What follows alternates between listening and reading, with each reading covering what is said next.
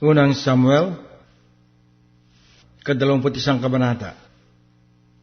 Nang magkagayon naparoon si David sa Nob kay Ahimelech na saserdote, at sinulubong si David ni Ahimelech na nanginginig at sinabi sa kaniya, "Bakit ka nag-iisa at walang taong kasama ka?"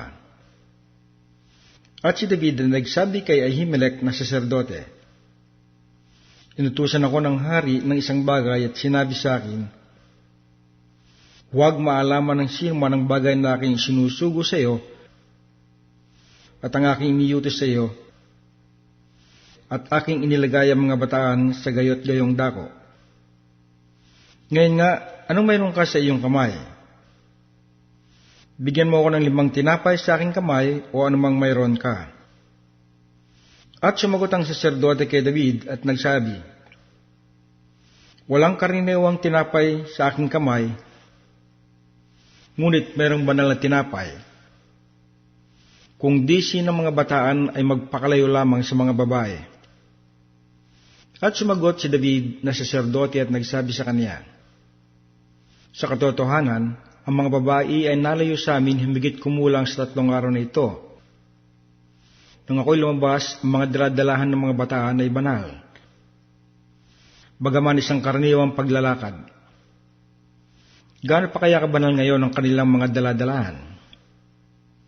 Sa gayon binigyan siya ng saserdote ng banal na tinapay sapagkat walang tinapay roon kundi tinapay na handog, na kinuha sa harap ng Panginoon upang lagyan ng tinapay na mainit sa araw ng pagkuha.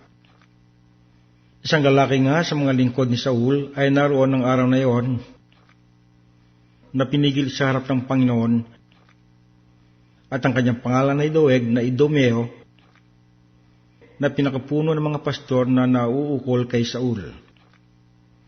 At sinabi ni David kay Ahimelech, "At wala ka ba sa iyong kamay na sibat o tabak? Sapagkat hindi ko nadala kahit ang aking tabak o ang aking mga sandataman, dahil sa mga bagay ng hari ay madalian."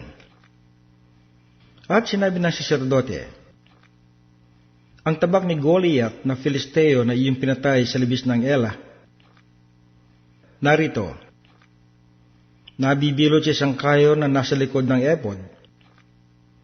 Kung iyong kukunin niyon, kunin mo, sapagkat walang iba rito liban niyon." At sinabi ni David, "Walang ibang gaya niyon. Ibigay mo sa akin." At tumindig si David at tumakas ng araw na iyon dahil sa takot kay Saul at naparoon kay Akhis na hari sa Gath. At sinabi ng mga lingkod ni Akhis sa kanya, "Hindi ba ito si David na hari sa lupain? Hindi ba pinag-aatiwitanan siya sa mga sayaw na sinasabi?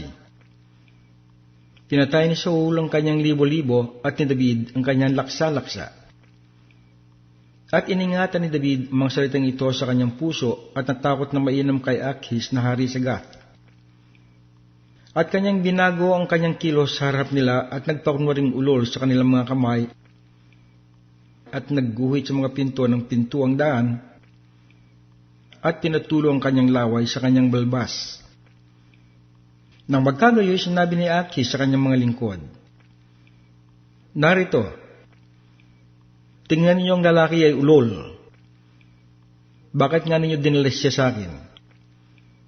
Kulang ba ako ng mga ulol na inyong dinala ang taong ito upang maglaro ng kaululuan sa aking harapan? Papasok ba ang taong ito sa aking bahay?"